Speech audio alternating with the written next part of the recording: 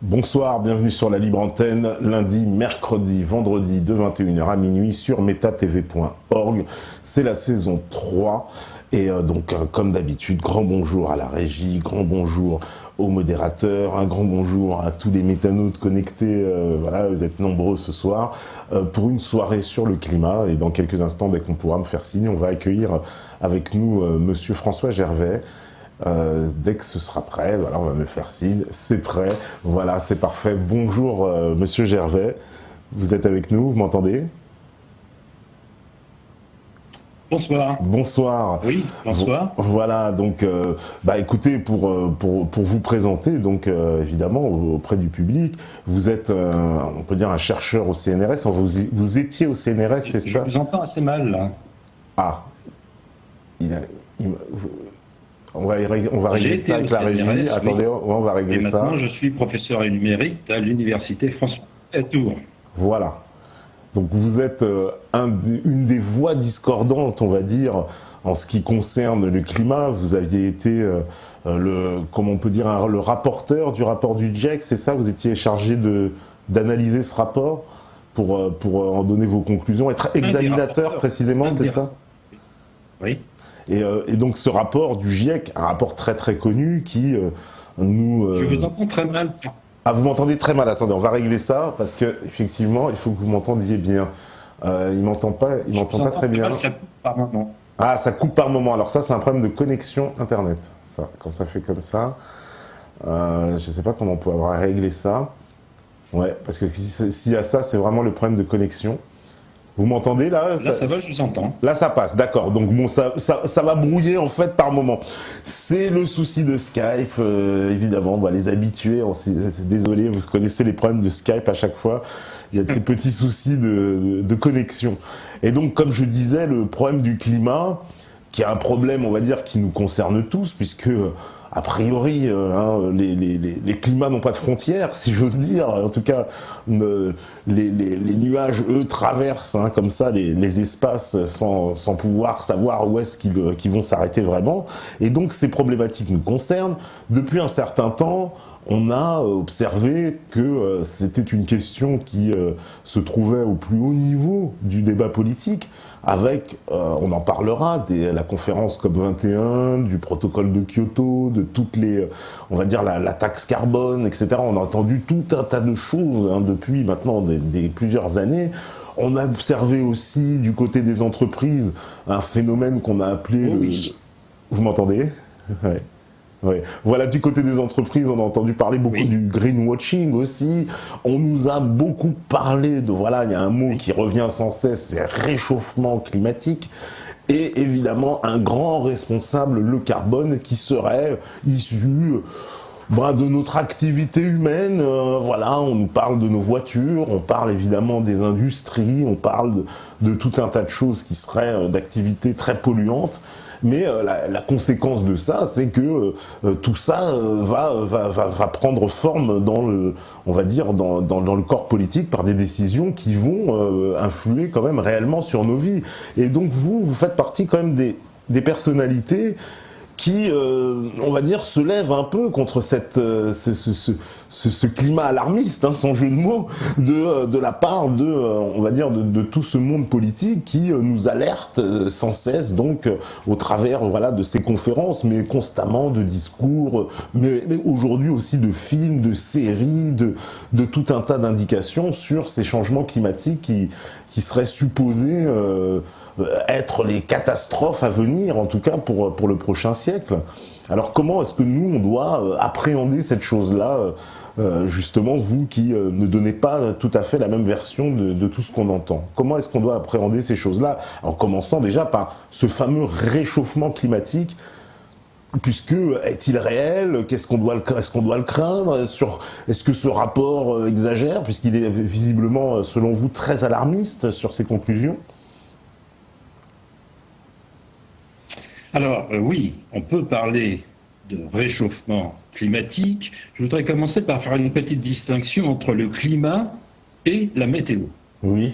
Quand il fait chaud, en été, automatiquement, on cite ce fameux réchauffement climatique. De quoi s'agit-il? Le réchauffement climatique dont on parle se mesure en 1/100 de degré par an. 1/100 de degré par an. Autrement dit, on ne peut pas le sentir.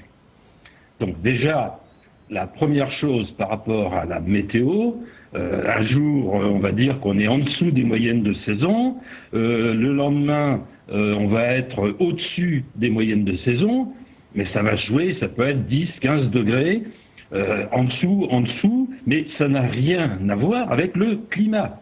Je répète que le climat va se mesurer en centièmes de degrés chaque année, une moyenne mondiale sur toute la Terre. Donc c'est déjà une première distinction importante. Pour l'instant, on ne peut pas le ressortir.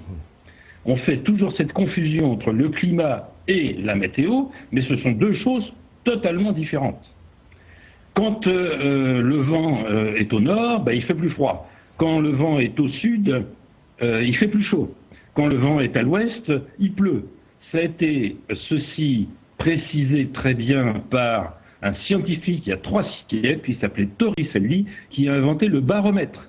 Et en même temps qu'il a inventé le baromètre, il a remarqué que quand la pression était plus basse, c'est le cas aujourd'hui. Enfin, je ne sais pas quel temps il se fait à Paris, mais ici, il pleut, il a plu toute la journée. Quand le baromètre est plus bas, Torricelli avait montré qu'il y avait une corrélation et qu'il allait pleuvoir. Et si le baromètre de la pression est beaucoup plus basse, eh bien, il avait annoncé qu'il y aurait de la tempête, une forte pluie. Au contraire, si la pression est plus élevée que la moyenne, eh bien, on va observer du beau temps. Donc tout ceci n'a rien à voir avec le climat, c'est de la météo. Ça se mesure sur un baromètre, c'est-à-dire les variations de pression en différents points du globe. Ce sont des phénomènes qu'on appelle chaotiques en physique et qui n'ont strictement rien à voir avec le climat, même si trop souvent on fait cet amalgame. Et le climat, alors pour le reste, oui. Si je dis oui, il y a réchauffement climatique, si je dis oui, il y a réchauffement climatique, attention, ça va être des petites fractions de degrés. Alors on va parler de climat sur des échelles d'au moins 30 ans. Parler sur une année, ça n'a pas de sens de parler de climat. Donc on va parler de climat sur une échelle d'au moins 30 ans. Alors si on constate, si on regarde l'évolution de la température moyenne de la Terre, depuis, on a des mesures assez précises, depuis 1880. Donc qu'est-ce qu'on a constaté ? D'abord, une petite baisse de la température, toujours la température moyenne de la Terre. Quand je dis une petite baisse, c'est 0,2 de degré.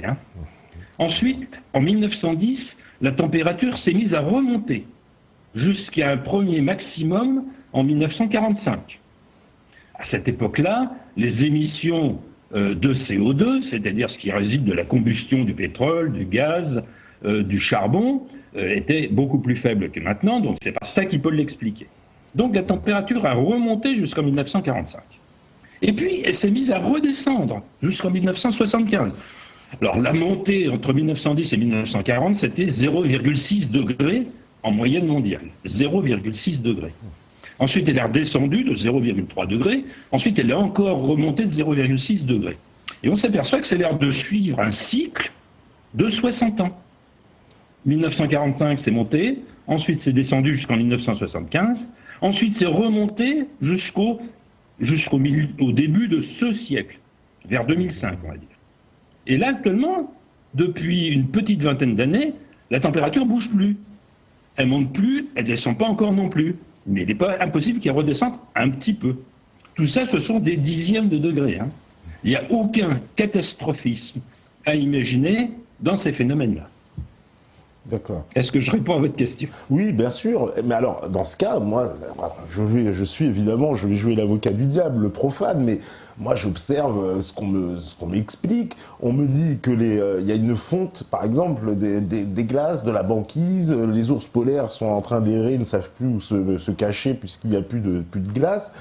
Alors que visiblement, vous me dites non, c'est pas tout à fait exact ça non plus, parce que vous m'entendez ? Alors, j'ai parlé d'une première sentinelle du climat qui est la température moyenne de la Terre. Oui. Maintenant, on peut parler d'autres sentinelles du climat. On va pouvoir parler effectivement des banquises, puisque vous parlez des banquises. On va faire le point là-dessus. Et puis on pourra parler aussi de ce qu'on appelle la hausse du niveau des océans. Ah oui, Ces trois phénomènes, finalement, sont liés, et on va le voir, sont liés à ce cycle de 60 ans. D'accord. Alors, commençons par les banquises. Donc, vous savez qu'il y a le pôle Nord et le pôle Sud. Oui. La banquise au pôle Nord, donc on commence à la mesurer avec précision par des images satellites depuis 1979. Bon. On a constaté effectivement qu'il y a eu une diminution de la banquise arctique, donc au pôle Nord, jusqu'à ces dernières années.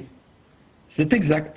Mais c'est normal, puisqu'on a vu qu'il y a un cycle de 60 ans, et que ce cycle est passé par un maximum durant la première décennie de ce siècle. Donc c'est normal que, comme il a fait un petit peu plus chaud, il y avait un peu moins de glace, on va dire, au cœur de l'été. Chaque année, en hiver, la superficie de glace triple ou quadruple par rapport à la valeur en été. Donc effectivement, quand on regardait au minimum, il y avait moins que ce qu'on avait observé donc dans les années 1979, qui était donc un creux de température, donc il y avait plus de glace à ce moment-là. Mais après, comme il y a eu effectivement un sommet de température de ce cycle de 60 ans, on observait effectivement un peu moins de glace. Mais rassurez-vous, il reste encore beaucoup.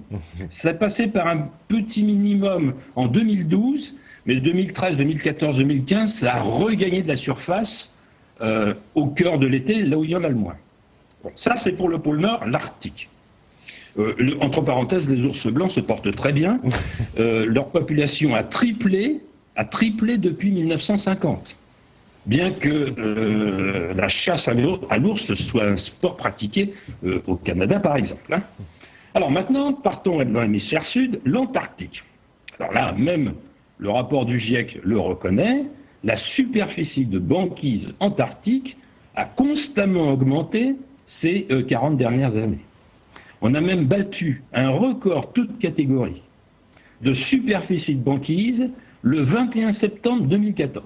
On n'avait jamais observé dans l'Antarctique une superficie de banquise aussi élevée. Donc, certes, il y a eu une diminution en 30 ans, donc selon ce cycle logique avec ce cycle de 60 ans, mais en Antarctique, la superficie augmente régulièrement. Et le volume de glace antarctique augmente également. Et la température en Antarctique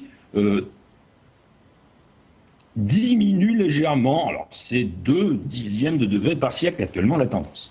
Voilà pour les banquises. Alors, troisième sentinelle du climat, la hausse du niveau des océans. Alors ça, c'est vrai aussi. On observe une hausse du niveau des océans. Bon, c'est pas extraordinaire. Pendant tout le XXe siècle, ça fait 17 cm par siècle. 17 cm par siècle. Actuellement, ça a un petit peu augmenté. Mais là encore, c'est logique. Puisque, quand on regarde... Alors ça, c'est la figure 3.14 du rapport du GIEC, pour ceux qui ont le courage d'aller lire le rapport, qui fait quand même 2000 pages. Hein. Allez voir la figure 3.14 de ce rapport, vous verrez que la hausse du niveau des océans a commencé par baisser en 1910, quand on a vu que les températures étaient plus basses, puis remonter en 1945, à la valeur qu'on observe d'ailleurs aujourd'hui. Ensuite, elle est redescendue dans les années 75, et elle est effectivement remontée, de sorte qu'actuellement, la hausse est à peu près de 3 mm par an. 3 mm par an, ce qui ferait du 30 cm par siècle. Quand on voit les marées, c'est beaucoup plus que ça, et quand on voit les grandes marées, c'est beaucoup, beaucoup plus que ça. Bon, cela dit, en moyenne, si on fait abstraction de ce cycle de 60 ans, on reste sur une valeur de l'ordre de 17 à 18 cm par siècle.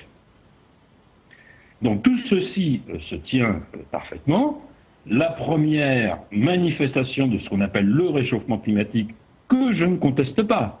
D'abord, c'est tout petit, mais ça suit un cycle de 60 ans. Donc tout ça, ça va être ce qu'on va appeler la partie naturelle du réchauffement climatique.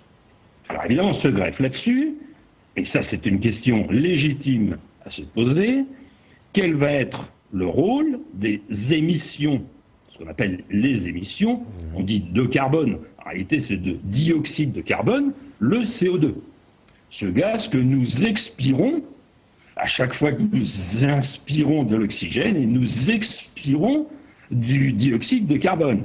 Et nous expirons, dans notre haleine, il y en a à peu près 30 à 40 fois plus que dans l'air, hein, dans notre haleine que nous expirons. Donc ça fait partie de la vie. Nous fabriquons du dioxyde de carbone parce que nous respirons. Il faut savoir que, alors là on l'a tous appris à l'école, mais les plantes, elles, font l'inverse. Elles se nourrissent non pas d'oxygène, mais de dioxyde de carbone, de CO2. Elles en ont besoin pour leur croissance. Les plantes, c'est absolument indispensable et irremplaçable. Elles ont besoin de CO2 pour pousser. C'est la raison pour laquelle, si on suit l'évolution du taux de CO2 dans l'atmosphère au fil des mois, on s'aperçoit qu'au printemps et en été, le taux de CO2 dans l'air diminue. Parce que les feuilles qui se mettent à pousser au printemps absorbent davantage de CO2, ce qui fait diminuer le taux de CO2 dans l'air. Et puis quand les feuilles tombent à l'automne, on voit le taux de CO2 remonter. Je parle évidemment dans l'hémisphère nord. Donc il y a une modulation de ce taux de CO2 dans l'air qui est liée à la vie des plantes.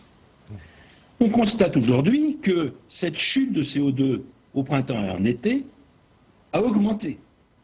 Depuis qu'il y a plus de CO2 dans l'air, les plantes se jettent dessus. Elles s'en nourrissent davantage. À la limite, on peut se poser la question si elles n'en manquaient pas de CO2. Donc pour elles, c'est un vrai bénéfice. Ce bénéfice a été chiffré dans une étude américaine, alors parce qu'évidemment, ça joue sur toute la végétation, et en particulier, ça augmente le rendement des récoltes. Globalement, sur toute la Terre, ça augmente le rendement des récoltes. Le bénéfice pour l'humanité a été chiffré dans cette étude à 3 000 milliards d'euros. 3 000 milliards d'euros. Ah, quand même, ouais. Le bénéfice. Donc, il faut voir tous les aspects de la chose. Il y a donc un bénéfice. Alors, évidemment, la question suivante, et c'est celle-là qui est mise régulièrement en avant, est-ce que cette augmentation, alors, cette augmentation, on est passé en un siècle de 0,03% de CO2 dans l'air. Il y a un siècle, on est à 0,04% aujourd'hui. Donc on a augmenté de 0,01% la proportion de CO2 dans l'air. Quelles conséquences ça peut avoir? Alors il est parfaitement exact que ce CO2 absorbe le rayonnement thermique de la Terre. La Terre reçoit sa chaleur du Soleil. Hein, l'effet de serre ne fabrique rien. La Terre reçoit sa chaleur du Soleil. La Terre réémet vers l'espace cette chaleur, et quand c'est à l'équilibre, eh ben, la Terre ni ne se réchauffe, ni ne se refroidit. Quand le rayonnement thermique de la Terre vers l'espace est stoppé par les vibrations, il y a 2 fréquences de vibration de la molécule de CO2. Donc effectivement, à ces 2 fréquences de CO2, la molécule, les vibrations des atomes dans la molécule absorbent le rayonnement thermique de la Terre. C'est ce qu'on appelle l'effet de serre. Mais à l'heure actuelle, l'atmosphère est complètement opaque au rayonnement à ces 2 fréquences. La Terre, l'atmosphère est opaque à ces 2 fréquences. Donc, on ne peut pas être plus opaque ou moins opaque. On est opaque. Donc, on va dire en première approximation, comme disent les physiciens, eh bien, le CO2 fait tout ce qu'il peut et arrête le rayonnement thermique à ces 2 fréquences-là. Il ne peut pas faire plus, il arrête le rayonnement thermique. D'où les choses que j'ai publiées dans des revues scientifiques, hein, pour dire, désolé, mais ça y est, c'est saturé. Je ne suis pas le premier à le dire. Ça a été dit la première fois en 1900 par M. Ångström, qui a dit l'effet de serre du CO2 est saturé. On peut en envoyer plus, ça changera pratiquement rien. Voilà la base du raisonnement. D'accord. Donc ça veut dire que si... Parce que là, moi, ce que j'observe, c'est que... Oui, je vous entends, oui. Donc ça veut dire qu'on n'a pas pu concrètement répondre à la question, oui. Parce que c'est une question qui reste quand même assez fondamentale pour les décisions qui vont être prises par la suite, de savoir est-ce que c'est bien cette activité humaine... Alors, visiblement, s'il y a une très peu d'augmentation, cette activité humaine, finalement, elle a très peu d'importance. C'est très, on va dire que c'est minime l'influence qu'elle peut avoir sur l'augmentation de ce... Elle en a, mais c'est très petit. C'est très petit, donc c'est pas ce qu'on nous dit. Donc ça voudrait dire que toutes les solutions qu'on nous propose, contraignantes pour les pays, ce serait inefficace, ça n'aurait rien, ça ne changerait rien en fait alors.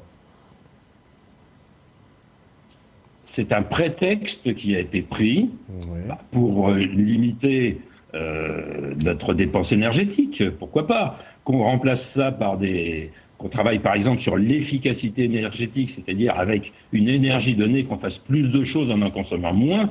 Ça, évidemment, c'est une bonne chose. Personne ne pourra le nier, bien sûr.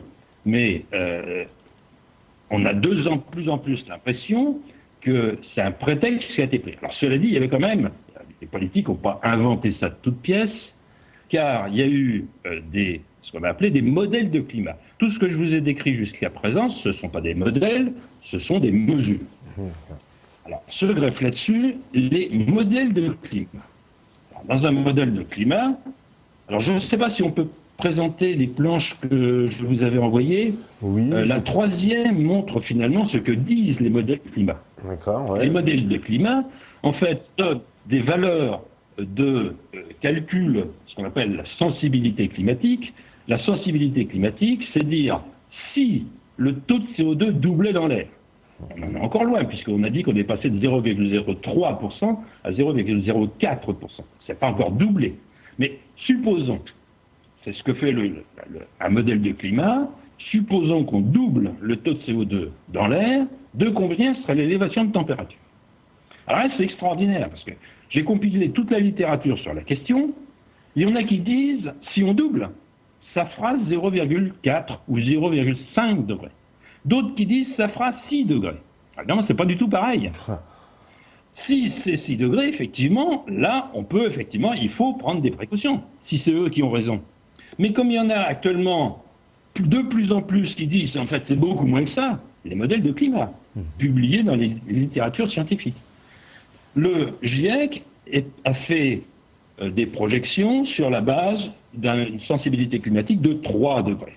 C'est-à-dire, si on double le taux de CO2 dans l'air, la température moyenne de la planète monterait de 3 degrés. Seulement attention, c'est 3 degrés avec une incertitude telle qu'on ne sait pas si c'est 1,5 ou 4,5. Ça change tout. Si c'est 1,5, c'est pas un problème. Si c'était 4,5, ça serait un problème. Mais il faut bien voir que depuis que le rapport du GIEC a été publié, donc en 2013, à peu près au moment de la sortie de mon livre, je le montre là, mon livre L'innocence du carbone, donc c'est sorti en même temps que le rapport du GIEC.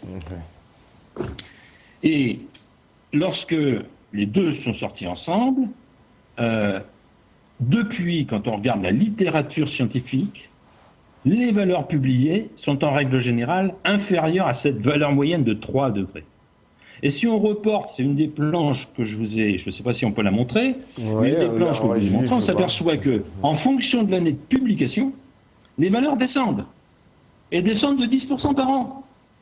Et descendent de 10% par an. Dans 10 ans, on n'en parlera plus. Enfin, si ça continue comme ça.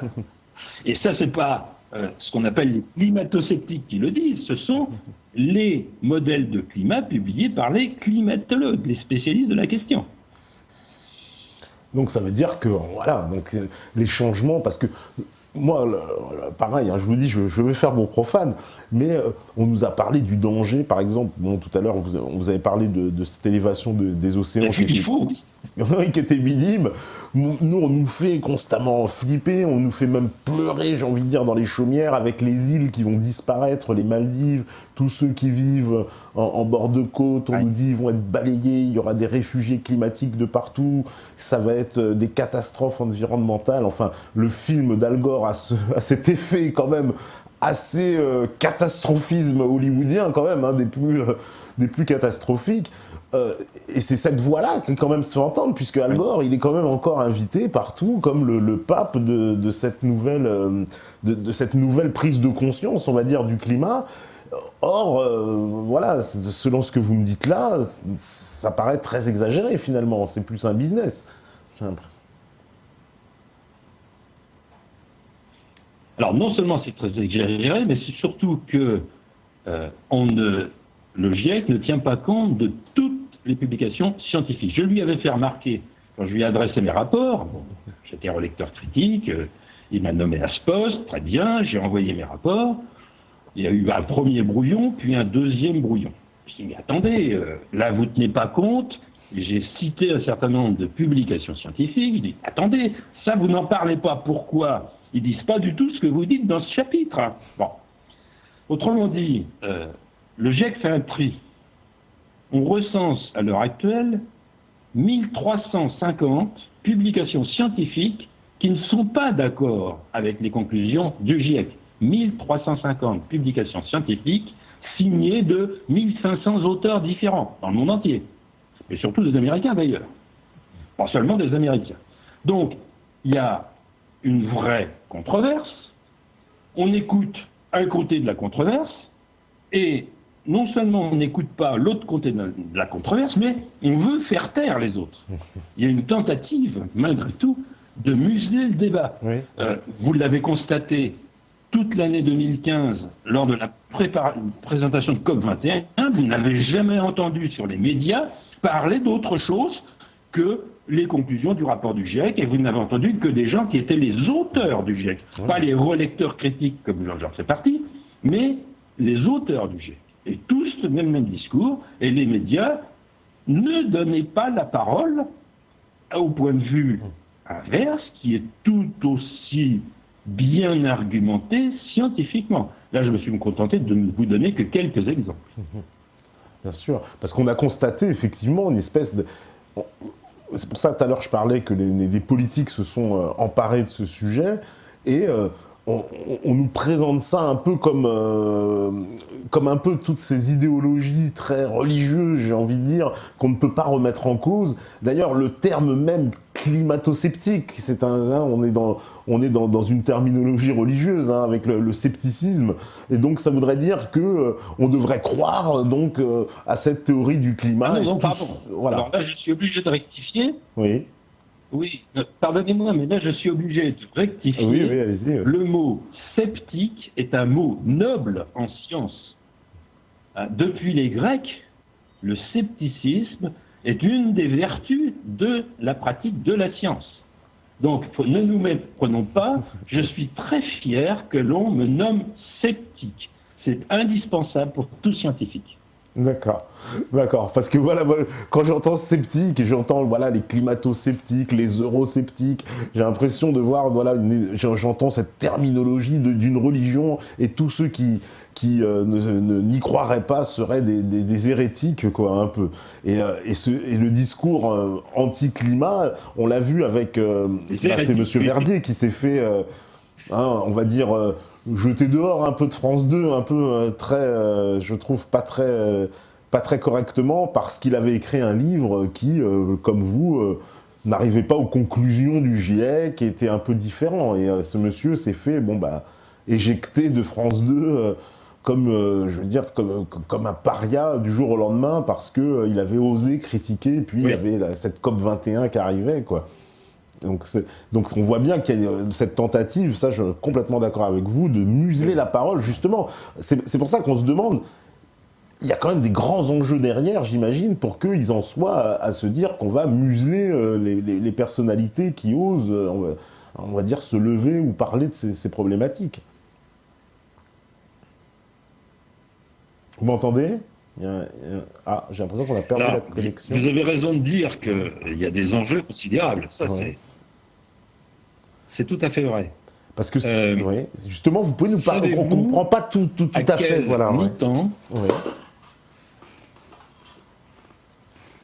Oui, allô ? Tout le monde nous entendez ? Il y a un décalage. Il y a un décalage, hein, c'est ce que j'ai l'impression.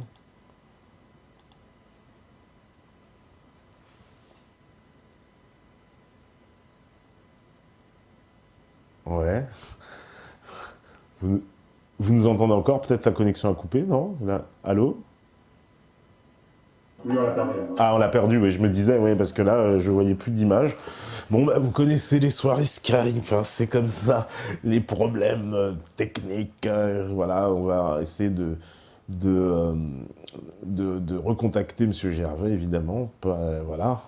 Voilà, on me dit encore une énorme arnaque, effectivement, qui raccorde beaucoup de zlotys, c'est le moins qu'on puisse dire, mon cher Franch. Et effectivement, on le sait, c'est cette affaire de climat.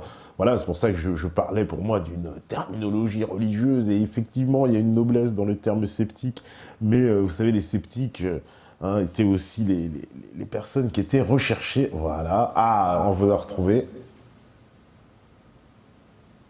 Ah, alors, voilà. Ça doit être bon, oui, allô, vous nous entendez? Monsieur Gervais, allô? Oui, allô?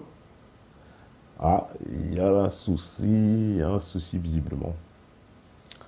On ne nous entend pas très bien. Allô? Voilà. Donc on va faire. Voilà, donc de retour, petit problème technique résolu. Normalement, ben écoutez, on va devoir se passer de la cam, évidemment. Voilà, ce sera un petit peu moins vivant. Je sais, bah nous aussi, on est frustrés, mais bon, c'est les soucis de la technique, c'est comme ça. Donc on va recontinuer cette entrevue avec François Gervais. Donc, Monsieur Gervais, vous êtes avec nous, vous nous entendez? Bien sûr. Voilà, bah parfait. Donc voilà, bah écoutez, on va reprendre le cours de cette entrevue. Je vous disais qu'il y avait effectivement pas mal d'enjeux, des enjeux dont peut-être, justement, on ne prend peut-être pas suffisamment conscience. Est-ce que vous pouvez nous dire, justement, quels sont les véritables enjeux derrière? Parce que moi, j'entends parler d'une taxe carbone, j'entends parler de... il y a eu lundi, ici, on recevait Claire Sévrac qui nous disait justement que Al Gore, dans son livre, elle écrit, elle a enquêté sur ça, Al Gore est en train de monter une bourse de polluants, enfin, pour la pollution, on achèterait des bons polluants entre entreprises, etc. Enfin... Il y a une espèce de marché qui est en train de se créer, en fait, autour de ça.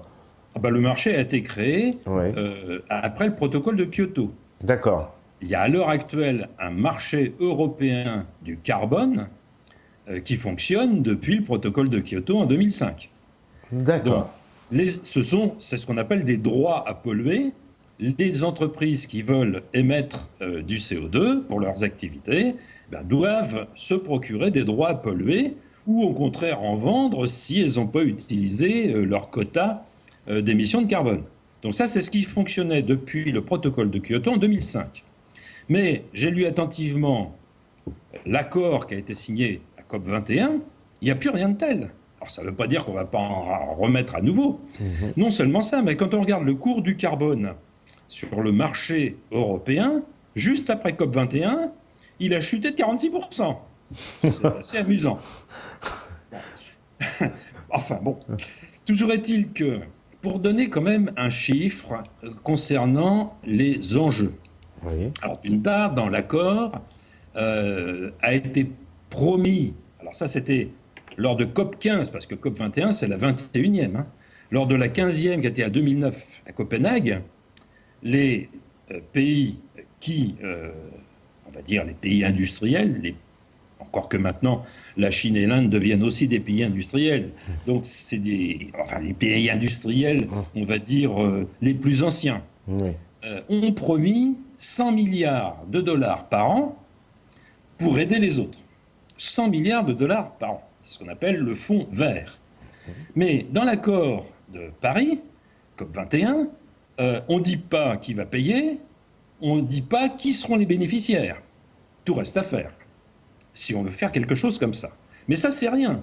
100 milliards, enfin, si, c'est quand même beaucoup. 100 milliards par an. Seulement, il est intéressant de regarder ce qu'a prévu la Banque mondiale. La Banque mondiale a chiffré ce qu'il faudrait faire si on se place dans l'hypothèse catastrophiste. Et vous avez compris que je ne suis pas du tout convaincu par cette hypothèse catastrophiste. Mais si on voulait faire quelque chose par rapport à l'hypothèse catastrophiste assortie d'une incertitude considérable, il faudrait dépenser d'ici 2030, et ça c'est la Banque mondiale qui l'a dit, 89 000 milliards de dollars. 89 000 milliards de dollars. Autrement dit, 16 milliards par jour d'ici 2030. On est prêt à le faire, ça ? Oui. C'est invraisemblable. Ça veut dire que derrière, quand on voit des chiffres pareils qui donnent le vertige, on se dit, mais alors, alors évidemment, l'argent, c'est des vases communicants. Hein. Il y a ceux qui vont en bénéficier et puis ceux qui vont payer.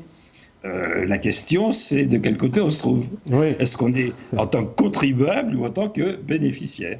Et puis en plus, alors moi j'ai une question aussi qui se pose justement par rapport à ces conférences-là, parce que ce qui en ressort clairement, c'est, on a vu au début de la COP21, John Kerry, donc le représentant américain, expliquer de toute façon il n'y aura pas d'accord. Pour moi, il avait un peu dévoilé le poteau rose, on va dire, avant que ça commence. Mais il a dit il n'y aura pas d'accord contraignant. Contraignant, voilà, Oui. voilà, contraignant, voilà. Contraignant, ça veut un peu tout dire, parce qu'un accord non contraignant, quelque part, bon, bah, je fais ce que je veux, ça revient au même de dire ça, quoi. Tout à fait.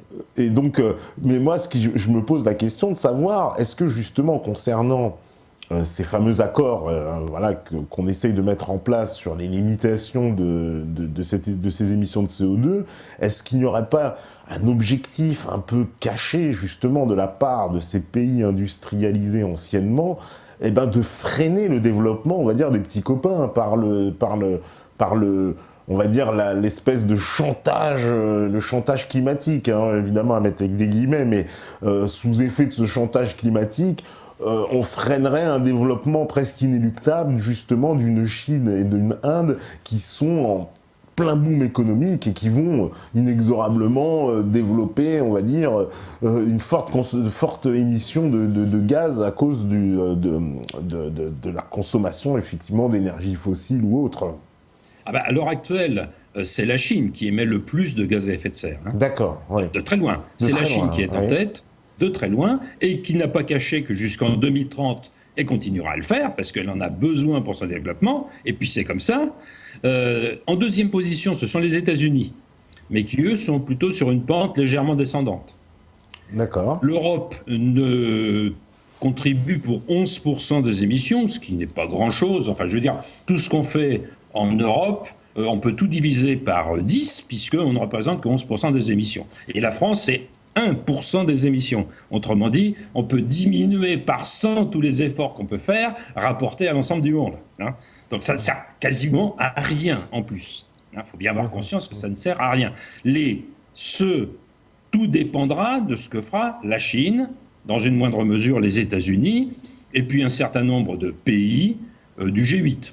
Bon, c'est eux qui vont être les principaux. Et puis l'Inde qui s'y met aussi. Hein. D'accord. Puisqu'il faut savoir qu'à l'heure actuelle, il y a 2440 centrales au charbon qui sont en construction ou planifiées. 2440 centrales au charbon. Ah oui, donc essentiellement en Chine d'ailleurs. Ouais, on ne va pas diminuer les émissions de gaz à effet de serre. Et je dirais à la limite, comme je le disais tout à l'heure, tant mieux pour la végétation qui va en profiter. Oui, parce que ça, c'est un des paradoxes donc, de ces augmentations de gaz à effet de serre, c'est que ça profite à la végétation, et ça aussi, ça a été souligné en plus dans certains rapports. Bien sûr. Oui. Donc et maintenant, on le mesure et on en voit le bénéfice. Le rendement des récoltes, globalement, a augmenté d'à peu près 15%. Ce qui est très important, évidemment, quand il s'agit de nourrir... faut savoir que la population de la planète augmente de 220 000 personnes chaque jour. Hein. 220 000 personnes chaque jour. En l'espace d'une cinquantaine d'années, on est passé de 2 milliards et demi d'habitants à 7,3 milliards d'habitants aujourd'hui. Donc, c'est quand même un problème réel et essentiel. Augmenter le rendement des récoltes, c'est important.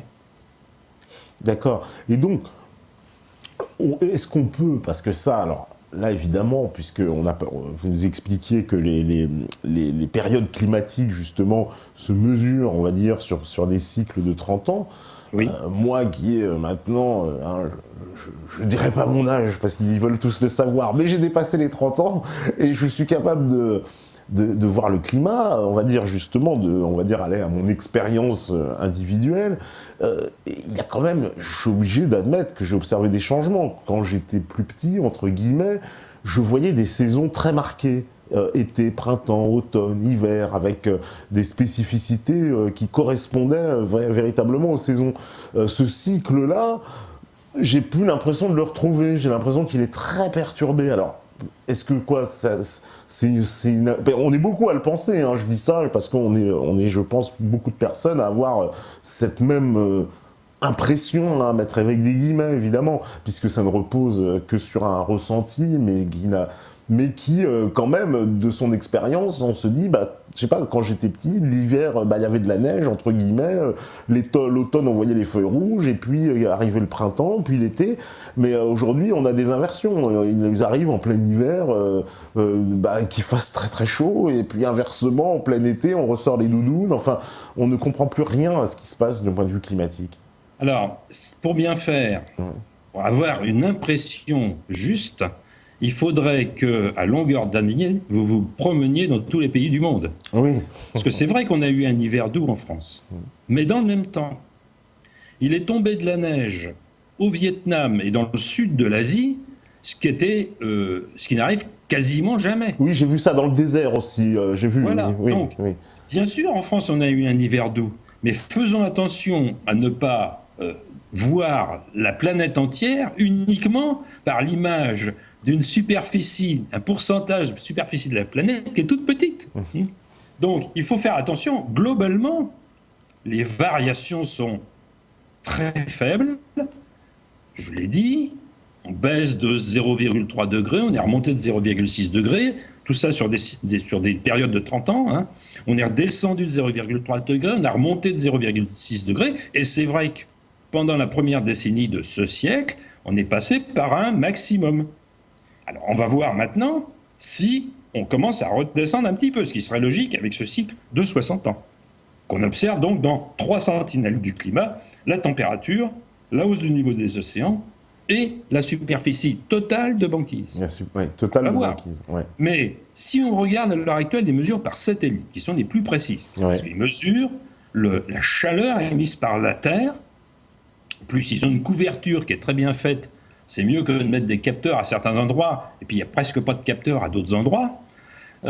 Donc la mesure par satellite, si on prend les points, alors attention, je vais dire ça avec une certaine prudence, parce qu'il faut quand même le vérifier sur plus longtemps que ça, mais à l'heure actuelle, les mesures par satellite, celles qui sont faites par Remote Sensing System et celles qui sont faites par l'université d'Alabama à Huntsville, les deux sont d'accord pour dire qu'on est sur une tendance légèrement déclinante.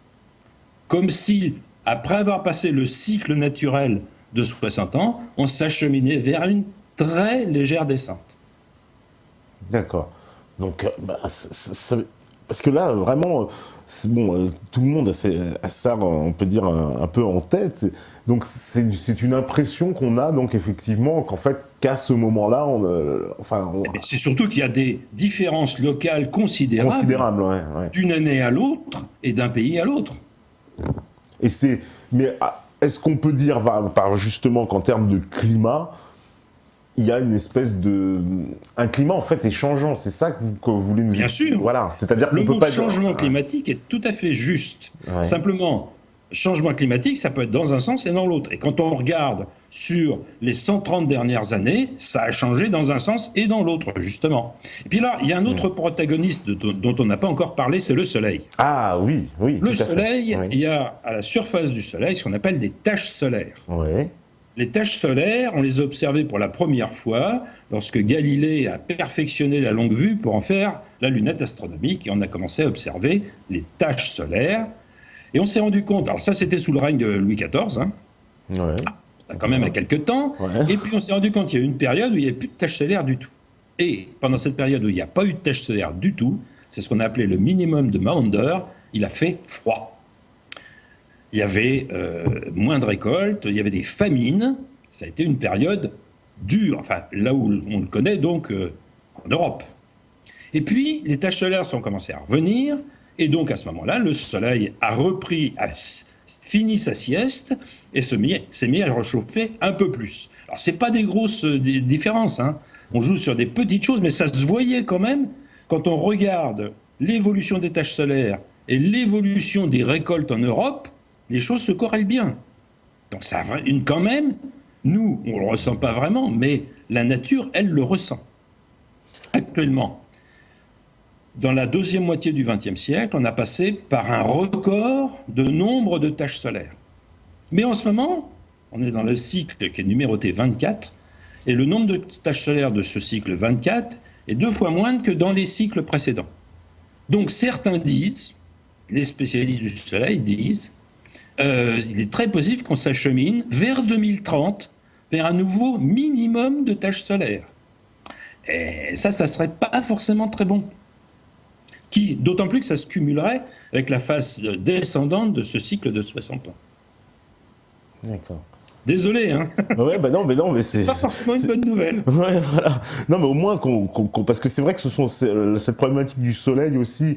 Alors voilà, j'ai déjà entendu effectivement l'évoquer très, on va dire timidement, mais de façon générale, c'est pas un élément qui est pris en compte parce que on nous montre que l'aspect, évidemment, on nous dit, regardez, bah, il fait chaud en hiver, là, il y a des telles pluies qui s'effondrent. En fait, tous les phénomènes climatiques, voilà, les cyclones, par exemple, on voit... Alors, est-ce qu'il est normal ou est-ce qu'il y a une véritable augmentation du nombre de cyclones? Parce que ça aussi, c'est un argument qu'on nous a présenté. On nous dit, regardez ce qui se passe aux Antilles, dans l'Asie du Sud-Est, les tsunamis, les cyclones qui se répètent de façon très violente. Hein. On a vu au Japon, on a vu en Indonésie récemment des tsunamis extrêmement meurtriers, d'ailleurs. Donc, est-ce que c'est lié à ces changements ou tout ça, en fait, non, sont des phénomènes tout à fait naturels? Alors, d'abord une précision, les tsunamis, ça n'a rien à voir avec le climat. Un tsunami, c'est lié à un tremblement de terre. D'accord. Ouais. C'est pas un phénomène climatique, c'est une catastrophe, bien sûr, mais une catastrophe qui est liée à un tremblement de terre qui se passe sous la mer. D'accord. C'est ça qui provoque un tsunami. Donc ça, le tsunami, on va le mettre de côté. D'accord. Ça n'a rien à voir avec le climat. Alors, sur les cyclones, augmentation des cyclones. Non, je dirais augmentation de la couverture médiatique des cyclones, ce qui n'est pas tout à fait la même chose. Augmentation de la couverture médiatique. C'est sûr que, moi je vais avouer mon âge, j'ai 70 ans. Il y a 70 ans, on ne parlait pas des cyclones qui se produisaient en différents endroits de la planète, ou alors, vraiment, quand il y en avait un extrêmement grave, peut-être il y avait un entrefilet dans le journal. D'abord, il y a 70 ans, la télévision en était à ses premiers balbutiements. Donc, de toute façon, on n'en parlait pas, on n'avait pas l'information. Maintenant, on en parle beaucoup, donc on a l'impression que... Bon. Cela dit, quand on regarde, alors, une donnée physique, l'énergie cyclonique cumulée sur un an. Ah, ça, c'est une chose qu'on sait mesurer. Énergie cyclonique cumulée sur un an. Eh bien... Dans la période depuis 1993, alors je prends celle-là parce que depuis 1993, c'est 40% de tout le CO2 qu'on a envoyé dans l'air. 40% de CO2, de tout le CO2 anthropique, c'est-à-dire lié aux activités humaines, 40% l'a été depuis 1993. Ouais. Eh bien, l'activité cyclonique a diminué de 40% pendant que l'augmentation du CO2 anthropique liée aux activités humaines a augmenté de 40%. Donc ça ne se corrèle pas du tout, c'est l'inverse. Donc dire que les cyclones sont liés à l'augmentation du taux de CO2, c'est absurde. D'accord. Ouais. Voilà, parce que bon, ça fait partie de l'arsenal quand même des menaces qui nous guettent à chaque instant. Alors, en tout cas, les tsunamis, vraiment, il faut les mettre de côté, ça n'a rien à voir. D'accord, ok, bon, les tsunamis, on les met de côté. Alors pour ce qui est, en tout cas, aussi je voulais revenir aussi un peu sur le GIEC, parce que c'est... Bon, alors cet acronyme qu'on entend à longueur de temps, mais il faut bien le préciser, ça veut dire Groupe intergouvernemental d'experts en charge du changement climatique, je crois, c'est ça C'est groupe d'experts intergouvernemental sur l'évolution du climat. Sur l'évolution du climat, d'accord. Et c'est le mot intergouvernemental qui est important. Oui, donc ce sont des représentants de gouvernement qui siègent... Exactement. Oui. Dans l'écriture de ce qu'on appelle le résumé à l'intention des décideurs, il y a les représentants des gouvernements plus des chercheurs. Mais tout le monde, y compris les représentants des gouvernements, doivent se mettre d'accord mot à mot, phrase par phrase, sur ce qui va être écrit. Par exemple, dans le dernier rapport AR5, les chercheurs avaient prévu de faire un paragraphe sur l'utilité ou non du protocole de Kyoto. Ils ont fait un peu le bilan du protocole de Kyoto. Est-ce que ça a été utile ce qu'on a fait depuis? Leur conclusion, c'est que ça n'avait pas servi à grand-chose, puisque de fait, ça n'a pas limité, le protocole de Kyoto n'a pas limité les émissions de gaz à effet de serre, puisque la Chine s'est mise à en envoyer beaucoup. Et évidemment, comme elle n'était pas contrainte par le protocole de Kyoto, évidemment, ça a complètement changé la donne, et c'est ce que les chercheurs avaient écrit. Eh bien, ce paragraphe-là a été censuré par les représentants des États et n'apparaît pas dans le rapport final. D'où l'importance du intergouvernemental. D'accord. Donc oui, donc voilà, c'est-à-dire qu'en finalement, il y a, alors clairement, c'est une orientation politique. Ce n'est pas, on peut pas parler d'un rapport scientifique au sens le plus orthodoxe du terme, quoi. Bah, si, il y a un vrai travail des scientifiques. Si. Par exemple, tout ce qui concerne les observations, qu'il s'agisse des températures, de la hausse du niveau des océans, des superficies de banquise, tout ce travail d'observation qui est rapporté dans le rapport du GIEC est bien fait. Là-dessus, je n'ai pas de critique majeure. D'accord. En revanche, toutes les conclusions qui sont dans le résumé pour décideurs s'appuient sur les modèles de climat, qui représentent un chapitre du premier groupe de travail, et ces conclusions sont exagérées, du moins si l'on en croit, les publications les plus récentes qui revoient nettement à la baisse ce fameux réchauffement. Voilà, donc parce qu'on nous parle souvent au niveau du réchauffement, alors vous avez rabaissé considérablement le chiffre, mais on entend parler de plusieurs degrés, évidemment, tout d'un coup les déserts se mettraient à avancer, des endroits deviendraient désertiques, on nous dit que les villes seraient inondées. Est-ce qu'une catastrophe climatique, c'est une réalité? C'est-à-dire qu'il peut y avoir évidemment une catastrophe, on a parlé... une catastrophe, on va dire, à un moment T, un cyclone, etc. Mais une catastrophe de grande ampleur mondiale, est-ce que c'est vraiment... C'est quelque chose de réel, ou alors c'est un fantasme? C'est ça que vraiment... Parce qu'on nous tient avec cette peur-là, constante. Oui, c'est effectivement basé sur la peur. Alors justement, à propos des déserts, oui. on s'est rendu compte d'une chose très récente, des publications toutes récentes, qui ont surpris les chercheurs eux-mêmes qui ont fait cette étude. Ils se rendent compte que plus il y a de CO2 dans l'air, moins les plantes dans les régions, on va dire, désertiques ou arides, ont besoin d'eau. Le CO2 arrive à compenser pour partie ce qu'on appelle le stress hydrique des plantes, donc dans les régions les plus arides. Ouais. Donc c'est encore un effet bénéfique du CO2 qui a surpris tout le monde d'ailleurs, et qui montre que là, il y a encore un avantage, c'est que la tendance serait plutôt, si ça continue à chauffer, on a dit tout à l'heure qu'il est très possible que la fluctuation s'inverse et qu'on rentre dans une période un petit peu moins, quelques dixièmes de degrés en dessous de ce qu'on a connu pendant la première décennie de ce siècle. Mais donc, si ça ne s'inverse pas, alors si ça s'inverse, on n'aura plus le bénéfice, c'est évident. Quoique si, parce que c'est le bénéfice qui est lié à la proportion de CO2 dans l'air. Donc celle-là, ce bénéfice-là, on le gardera. En revanche, est-ce que ça peut chauffer dans des proportions qui donneraient lieu à une catastrophe pour la planète? Je suis formel, je pense complètement que non. Il n'y a aucun argument qui permet d'aller en ce sens. Alors cela dit, il y aura toujours des fluctuations naturelles. Bien sûr, mais on s'y adaptera assez bien dans la mesure où ça ne joue que sur des fractions de degrés. Mais attention, hein, là encore, il peut y avoir des disparités locales considérables. Hein. Là, on parle de moyenne. Le climat, on parle de moyenne. On ne parle jamais de local. D'accord ? D'accord. Parce que voilà, donc là, on arrive à la fin de cette première partie. Donc, on peut dire, donc les climats, c'est quelque chose de changeant, en pleine évolution, et finalement, c'est aussi, est-ce qu'on peut dire aussi que c'est vu que c'est une science où on analyse des résultats sur justement des années, etc., donc pour tout décrypter, ça prend beaucoup de temps, quoi, c'est ça? Est-ce qu'on n'en est peut-être pas au début, finalement, qu'il nous manque peut-être encore de la visibilité pour pouvoir bien décrypter ce qui est en train de se passer au niveau climatique? où on Vous a... avez parfaitement raison. C'est une science jeune qui en est à se constituer. Ça n'existait pas, la climatologie, il y a encore une trentaine d'années.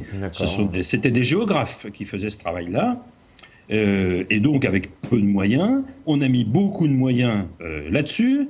Donc, il y a eu une sorte d'emballement qui s'est produit. Oui, on peut parler d'un emballement, mais de toute manière, les choses évoluent très lentement, même si on peut avoir des impressions locales.